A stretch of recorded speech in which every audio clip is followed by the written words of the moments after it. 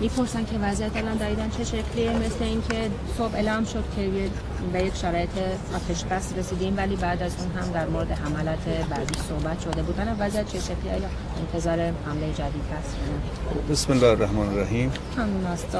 همونجور که اطلاع دارید یک جنگی ناخواسته بر مردم ما تحمیل شد. Ինչպես արդեն տեղյակ եք,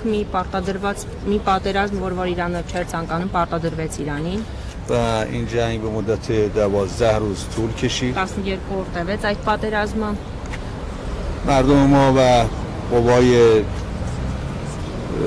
ارتش ما و بقیه دستگاه‌های به اصطلاح مرتبط دفاع جانانه‌ای کردند. Մեր ժողովուրդը, մեր զինված ուժերին եւ մնացած բոլոր կառույցների շուրջ համախմբված արժանի պաշտպանություն իրականացրեցին. نهایتاً دشمن مجبور به پذیرش آتش‌بس شد. Ի վերջո թշնամին ստիպված եղավ ընդունել հրադադարը.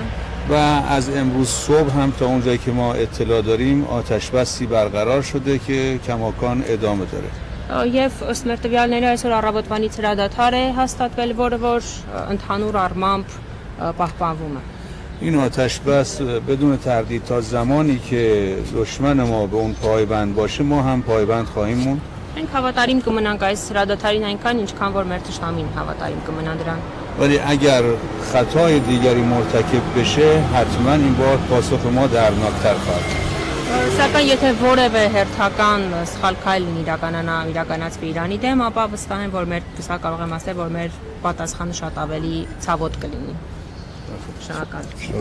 Հնարավոր է, որ այս ամենից Իրանը դուրս գա թուլացած իրավիճակով։ میپرسن که آیا امکانش وجود داره که بعد از این جنگ وضعیت ایران یعنی ایران ضعیف‌تر بشه شرایط ایران؟ خیر ایران وضعیتی هست که الان انسجام اجتماعی در جامعه ما به مراتب از قبل بالاتر هست. Ոչ հնարավոր չէ առհասարակ կարող եմ ասել, որ այսօր Իրանում համերաշխությունը եւ միասնականությունը նախկինից ավելի բարձր է. آمادگی ما برای کشورمون و از میهنمون به مراتب از قبل بیشتر هست. Եվ մեր պատրաստակամությունը պաշտպանել մեր հայրենիքը եւս նախկինից ավելի բարձր է. هیچ ضعفی در بین نه در جامعه ما و نه در بین دستگاه‌های نظامی ما هیچ کدوم اینا هیچ ضعفی وجود نداره. Եվ ոչ մի թուլություն եւ կարող եմ ասել ոչ մի թույլ թե մեր ժողովրդի մեջ թե մեր համակարգում գոյություն. اگر ضعفی بود به طور قطع اونها ادامه میدادن ولی این نشون میداد قدرت ما را که اونها وادار شدن به این که بیان و درخواست آتش بس بکنن. Եթե որևէ նման մի թուլություն լիներ, ապա վստահաբար նրանք շարունակեին այս գործողությունները եւ կարող եմ ասել, որ հենց մեր ուժն է ստիպել նրանց գալ այդ եզրակացության, որ պետք է հրադադար հաստատել. Իսկ ինչ հետևություններ արեց Իրանը այս պատերազմից։ در نتیجه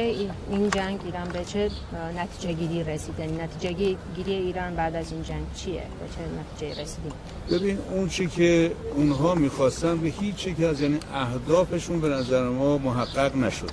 Մեր կարծիքով այնինչ նրանք ցանկանում էին, այսինքն նրանց նպատակները չիրականացան. اونها موجودیت کشور ما رو می‌خواستن به مخاطره بندازن. Նրանք ցանկանում էին սպառնալ եւ վտանգի ենթարկել մեր երկրի գոյությունը.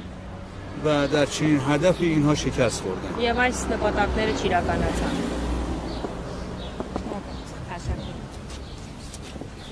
Շնորհակալություն շատ։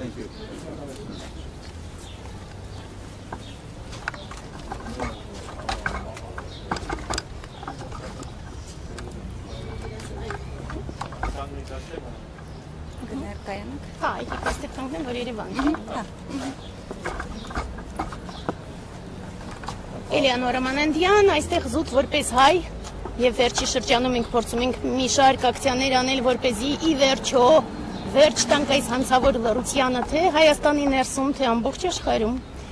Եվ մեզ համար, քանի որ վերջին շրջանում մենք անընդհատ ահազանգում ենք, որ չարիք աշխարհում շատ է, մեզ համար այս ակցիան ոչ միայն զորակցությունն է մեր բարեկամ Իրանին, որը դարավոր բարեկամն է Հայաստանի եւ հիմա որոշակի ձևով մեր անվտանգության գրավականը նաեւ, բայց մեր նպատակն է նաեւ ինչ-որ ձևով լսելի դարձնել վերջապես հայ հասարակությանը, որ Իրանի այս տխուր օրինակը ցույց է տալիս, որ չարիքը քնած չէ եւ որ ցանկացած պահին Հայաստանը եւս կարող է կրկնակի, եռակի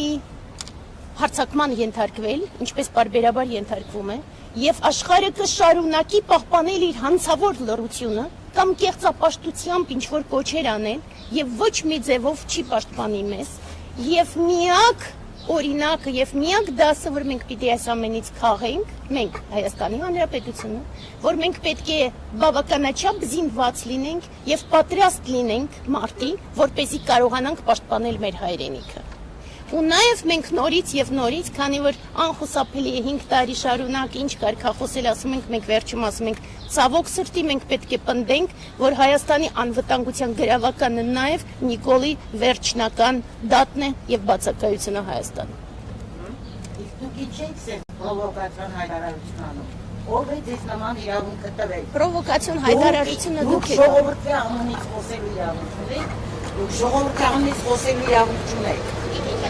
Դուք ժողովրդի անունից իրավունք չունեք խոսելու։ Ժողովրդի անունից խոսելու իրավունք։ Ժողովրդի անունից խոսացեք դուք, ես խոսում եմ հայ ազգի անունից։ Իսկ ժողովրդի անունից խոսացեք դուք։ Վարչապետի դեմ ելույթ ունենալու իրավունք չունեք, որովհետև ժողովուրդը հայ ազգի անունից, իսկ դուք ես շատ ցավում եմ, ես շատ ցավում եմ ձեզ համար, շատ ցավում եմ ձեզ համար, գնացեք ձեր գործով։ Հիմա դուք բացի Ադրբեջանից եւս մի ընկեր ունեք Իսրայել, գնացեք Իսրայել։ Ինչպես է գնահատում այս օրերին ՀՀ իշխանության վարող քաղաքականությունը։ Սարսափելի, որովհետև ՀՀ իշխանությունը շարունակում է ամբողջությամբ լռել, երբ որ Ադրբեջանի ագրեսիան շարունակվում է Սյունիքում եւ բոլորս գիտենք, որ Սյունիքում շարունակաբար ռմբակոծում են մեր խաղաղ բնակչությանը։ Ես տեսնում եմ, որ այն սարսափելի իրավիճակը, որը տեղի ունենում Պարսկաստանում, Իրանում եւս լռության է արժանացնում մեր իշխանությունները, թեկուզ ինչ որ հայտարարություններ անում են, բայց շատ թույլ, ու այդ ամբողջը գլորում է Հայաստանը դեպի անդուր, ու մենք փաստացի պաշտպանված չենք։ Մենք պետք է հասկանանք, որ աշխարհը չի կանգնելու մեր կողքին։ Աշխարհը այսօր գնահատում է միայն ուժեղներին, եւ մենք շատ երջանիկ ենք, որ Իրանը կարողացավ ուժ գտավ ինչ որ ձևով գոնե պատասխան տալ աշխարհի այս սարսափելի ագրեսիային։ Իսկ որոնք են հնարավոր ռիսկերը այս ամենի Հայաստանի անվտանգության կապված։ Ցավոք սրտի մեր ռիսկերը այս ամենից հետո չեն սկսվում, մեր ռիսկերը արդեն շատ վաղուց են, իսկ սրանից հետո շատ ավելի շատ են, որովհետև եթե հանկարծ թուլանա Իրանը, իսկ մենք իհարկե հույս ունենք, որ չի թուլանա, բայց հանկարծ եթե թուլանա, ապա Սյունիքը ընդհանրապես չեն պաշտպանի, որովհետև Նիկոլը չէ եւ Հայաստանի Հանրապետության պետական քաղաքականությունը չէ, որ պաշտպանում են Սյունիքը։ Ցավոք սրտի այսօր պաշտպանում է ինչ որ ձևով հայ ազգը եւ Իրանը։ Այսինքն այս ամենից հետո կարող է Ադրբեջանը ավելի օգտվել առիթից ու հարձակում գործել։ Միանշանակ թեկուզ մենք ամբողջ օրը աղոթում ենք, որպեսզի նման բան չլինի, բայց այո։ Ցավոք սրտի մենք պիտի ընդունենք, որ մենք շատ ահարկու իրավիճակում ենք։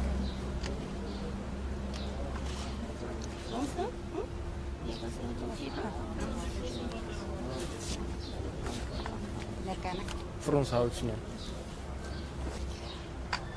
Փաշինյանը շարունակում է թիրախավորել հայ եկեղեցին, ինչ կասեք այս մասին։ Ճիշտն ասած մենք այսօր հավաքվել ենք Իրանի զորակցություն հայտնելու համար, ինչ վերաբերում է մեր կառավարության վարքագծին, արդեն խոսվեց այլ հարցեր։ Կա ռիսկ, որ այս պատերազմի հետևանքով փախստականները կգան դեպի Հայաստան, արդյոք Հայաստանը պատրաստ է ընդունել փախստականներին։ Հենց այս ու մի շարք այլ կարևոր հարցերի շուրջ կառավարությունը անգործություն է մատնված, քանի որ Հայաստանի դարպասների մոտ շատ մեծ վտանգ է հիմա կուտակված եւ այո, ոչ միայն փախստականները, այլև փախստականների հետ կա հնարավոր պրո-ադրբեջանական էլեմենտների ներթափանցումը մեծ ռիսկ է, քանի որ դա ոչ մի ձև չի հիմա փարատվում իշխանությունների կողմից։ կարելի է ասել, որ պետությունը կրկին կարելի է նշել, որ պետությունը անգործության է մատնված, պատկան մարմինները։ Եթե չեմ սխալվում, անվտանգության խորհրդի նիստ չի գումարվել, օրինակ պատերազմի հետ կապված Հայաստանում չի գումարվել։ Իսկ ինչպես պետք է վերահսկել այդ գործընթացը, որ ադրբեջանցիների հոսքը դեպի Հայաստան չլինի։ Ճիշտն ասած, ես անվտանգության փորձագետ չեմ, թե ինչպես, բայց մենք ունենք իշխանություն, մենք ունենք փորձագետներ, մենք ունենք պատկան մարմիններ, մենք ունենք անվտանգության ծառայություններ, որոնց պարտքն է,